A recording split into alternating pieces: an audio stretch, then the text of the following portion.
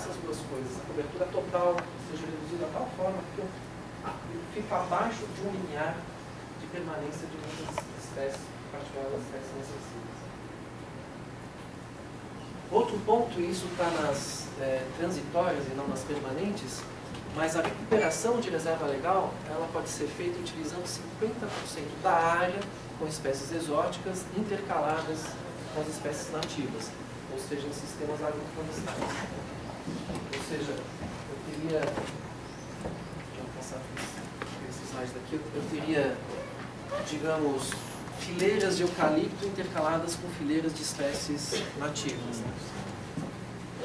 O grande problema é que do jeito que ficou, pode-se ficar eternamente dessa forma, ou seja, a reserva legal se torna uma área de produção econômica permanente da propriedade, deixando de ter aquela função dela, que é de estimular o uso sustentável de recursos naturais. Aqui a gente está estimulando, na verdade, o uso sustentável de recursos, na verdade, de espécies exóticas. A proposta da FBPC, da Academia Brasileira de Ciências, seria que isso aqui fosse uma forma de estimular o início da recuperação. Então, você poderia utilizar isso durante, sei lá, 15 anos, 20 anos, explorar dois ciclos de eucalipto. Isso poderia abater, sei lá, em R$7.000 por hectare o custo da recuperação, ou seja, o proprietário tem um estímulo econômico para fazer a restauração, ele tem um benefício econômico, e depois de 15 anos, 20 anos, abandona. E aí, a princípio, a gente teria o fechamento disso daí como se fossem as espécies nativas. Mas não foi isso, passou. Penúltimo ponto que eu queria falar para vocês é essa questão de agricultura familiar e 4 modos fiscais. Né? Quem a gente precisa beneficiar ou flexibilizar é o agricultor familiar. O agricultor familiar, ele depende daquela terra para tirar os benefícios, né, o sustento para ele mesmo. Só que o agricultor familiar, ele é definido já por lei em função de 4 critérios. Um deles é o tamanho, então são propriedades com menos de 4 modos fiscais, de fato, mas além disso, a mão de obra tem que ser familiar, a renda tem que ser predominantemente familiar, a gestão da terra predominantemente familiar. E tudo isso daqui caiu fora, né? E a gente ficou só com o critério de tamanho. Só com o critério de tamanho tem um grande risco de grandes proprietários, proprietários que têm várias propriedades, possam subdividir, fragmentar. Então esse é um risco grande. O que parece ter sido contornado, porque valerá o tamanho da propriedade em 2008. Isso contorna um pouco a fragmentação futura. Né? Mas só para colocar alguns números para vocês, o minifúndio são propriedades até 1 modo fiscal. E a pequena propriedade até 4 modos fiscais, a média propriedade até 15 modos fiscais. Mas se a gente somar minifúndio e pequena propriedade, que são os 4 modos fiscais, a gente tem aqui 90% dos estabelecimentos rurais brasileiros. Então 90% dos proprietários não precisarão mais recompor reserva legal. Se a gente olhar em termos de área, isso representa cerca de 1/4 do território nacional. Pode não parecer tanto. Jean, e se um latifundiário tem uma série de pequenas ou médias propriedades espalhadas, ele vai ser sempre penalizado pelo tamanho individual de cada um e não pelo somatório de todas, não é isso? Pelo individual. Pelo individual. Infelizmente. Ou seja, se ele já tem propriedades distintas, com nomes no filho, da mãe, o seu mesmo nome, só que são propriedades distintas, registros distintos, o que vale é o registro, não é a somatória. O problema disso daqui, gente, isso daqui é transitório, né? Apenas para regularização de passivos ambientais. A gente tem uma heterogeneidade muito grande no Brasil. E onde que a gente tem mais passivos ambientais de reserva legal? É na Mata Atlântica, né? E na Mata Atlântica, os pequenos proprietários, até 4 modos fiscais, eles representam 46% da área, do elenco de propriedade, de área. Isso significa que a redução de reserva legal na Mata Atlântica vai ser de 45%, na Caatinga de 48%, no Campo de 31%. Ou seja, a gente tem perdas desiguais, né? essa questão do pequeno proprietário não ter mais que recuperar sua reserva legal não é tão impactante na Amazônia, no Pantanal, quem sabe até no Cerrado, mas na Mata Atlântica, na Caatinga, no Tampa, isso tem um impacto considerável. O último ponto que eu queria colocar para vocês, os custos de restauração. E esse ponto está voltando à tona, a gente está falando dos deputados. Então, os deputados voltam à argumentação que é inviável fazer a recuperação dos passivos ambientais brasileiros porque é muito alto o custo. Em geral, se o pessoal coloca um custo de R$10 mil por hectare, a gente teria aí 80 milhões de hectares, ou seja, uma conta acho que para 800 bilhões de reais. Mas enfim, é uma cifra considerável. Só que esse custo, ele varia muito em função da resiliência do sistema. Então, se aquela área ser recuperada tem uma fonte, tem uma área florestada, uma fonte próxima, a recuperação é feita de uma forma mais simples. Se o uso da terra não foi tão intenso, se não houve compactação do solo, né, a vegetação volta, pode ser que não volte com toda a sua diversidade, mas volta também. Enfim, o que eu quero falar para vocês é que o custo de restauração ele varia em função do grau de degradação e em função do contexto da paisagem. Então, esses dois fatores são muito importantes. O contexto e o grau de degradação.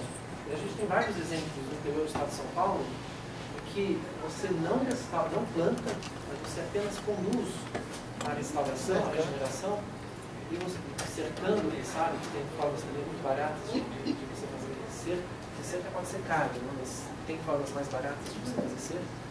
Você apenas conduz, estimula a um custo muito pequeno e você consegue ter regeneração.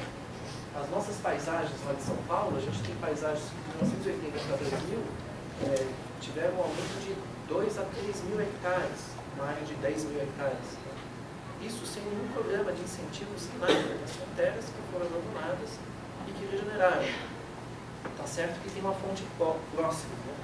Mas enfim, a gente tem vários casos em que a regeneração é suficiente para a gente recuperar e o custo não é tão alto.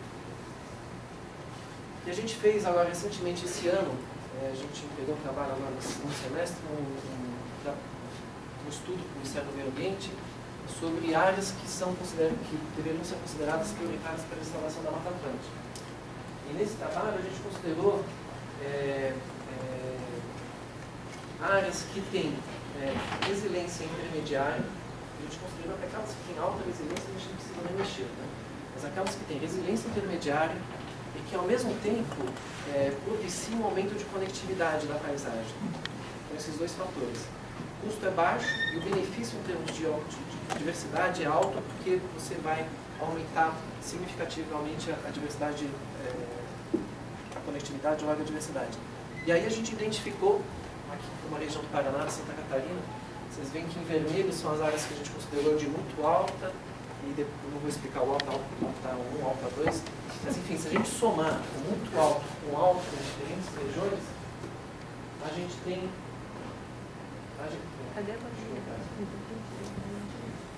A gente tem aí uma somatória de 5 milhões de hectares. Então a gente conseguiu identificar com uma metodologia relativamente simples, eu tenho que explicar aqui, que seria uma apresentação só sobre isso. Teoria dos grafos e tal, a gente conseguiu identificar 5 milhões de hectares em que a restauração teria baixo custo e que o benefício em termos de biodiversidade seria alto. 5 milhões de hectares representa um terço da Mata Atlântica. A gente tem hoje em dia 16 milhões de hectares da Mata Atlântica. Então a gente tem conhecimento e metodologia para identificar essas áreas. É legal. Agora, gente, esse é o meu último slide aqui, porque é uma coisa que me preocupa muito. Se a gente tem 40 milhões de hectares de reserva legal que precisam ser restaurados, porque não existiam em 2008, o que vai acontecer com isso? A gente tem basicamente 3 opções. Ou o proprietário restaura, ou ele estimula a regeneração, ou ele compensa fora da sua propriedade. Tem uma dessas 3 possibilidades. Agora, desses 40 milhões de hectares, eles já podem se computar as APPs. A APP representa aí 10, 12% do território, 10 a 15% do território, reserva legal 20%. Então, basicamente, dos 40 milhões de hectares, 20 milhões de hectares, ele já vai nem precisar restaurar, porque ele vai computar a APP. Dos 20 milhões que sobram, se é pequeno proprietário, ele não precisa mais restaurar também. Em Mata Atlântica, por exemplo, a gente tem mais ou menos 50% de pequenos proprietários. Então, dos 20 milhões de hectares, 10 já pulam fora, sobram 10 milhões de hectares. Esses 10 milhões de hectares, ele pode restaurar usando 50% de espécie exótica, né? 55 milhões de hectares. Mas, enfim, dos 10 milhões de hectares que sobram, ele pode regeneração, recomposição, prazo máximo de 20 anos e tal, ou compensação. E a compensação, pelo texto que saiu agora, ela pode ser feita de diferentes formas, que eu não vou saber. Ele pode arrendar em regime de servidão, ou seja, ele paga um outro proprietário para aquele outro proprietário manter uma área equivalente durante 30 anos, depois de 30 anos ele pode cortar a área. Ou ele pode dar um dinheiro para o Estado, que é uma cota de reserva ambiental que foi criada. Ou ele pode dar dinheiro para o Estado para o Estado desapropriar áreas de unidade de conservação, ou simplesmente contribuir com o Fundo Público de Regularização Fundiária de Licença. Na realidade, ou é desapropriação, ou ele pode comprar uma área de UC. Então vocês percebem que se isso daqui é mais barato do que restaurar, e provavelmente deve ser, porque você tem todo o bioma para escolher uma área onde o custo da terra não é tão alto, onde na realidade o solo deve ser bem ruim, dos 10 milhões de hectares a serem restaurados, compensados, a boa parte vai ser compensada. Você não vai restaurar nada de reserva legal. Então a APP, na realidade, consolidou tudo. A única coisa que tem que restaurar são as margens dos rios. Isso se não cair na Câmara. Da reserva legal, gente, boa parte vai ser apenas uma redistribuição.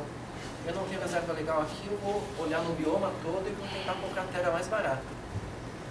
Ou então dou dinheiro para o Estado regularizar a unidade de conservação, gente. Ou seja, ao invés de eu manter cobertura florestal, cobertura de outro tipo de vegetação em propriedade particular, não. Eu ponho esse dinheiro para regularizar, na realidade, uma responsabilidade que é do Estado. É um desvio de função, um desvio de tudo. Enfim, essa é a situação que a gente tem. E esse é o texto que foi para a Câmara e que tende a piorar e não a melhorar.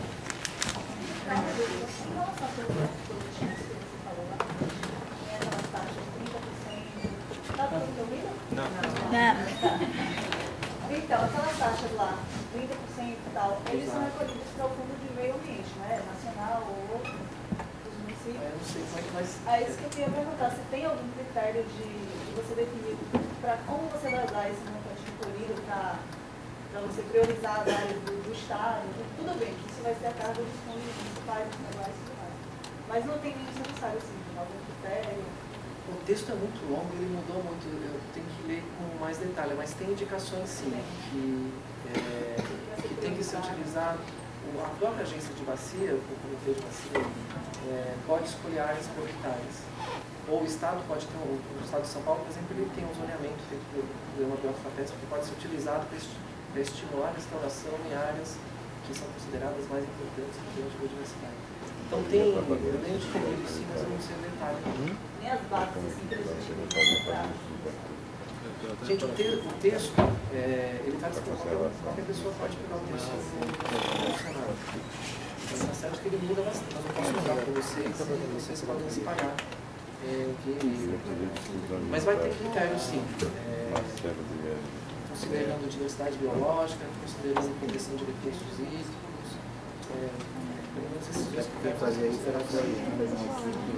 Já fiquei curiosa desse trabalho que vocês fizeram com consultores para estabelecer as áreas prioritárias para restauração. Isso foi solicitado por quem? Pelo Ministério do Meio Ambiente. Porque você acaba vendo dentro do... Dá para ouvir, por favor. Quer que eu repita a pergunta? Eu perguntei quem tinha solicitado o trabalho que ele mostrou para a gente de quais seriam as áreas prioritárias para restauração. Ele disse que foi o Ministério do Meio Ambiente. E eu estava dizendo que eu acho, assim, muitas vezes, se gasta muito em planejar, né? E daí não incorporar, quer dizer,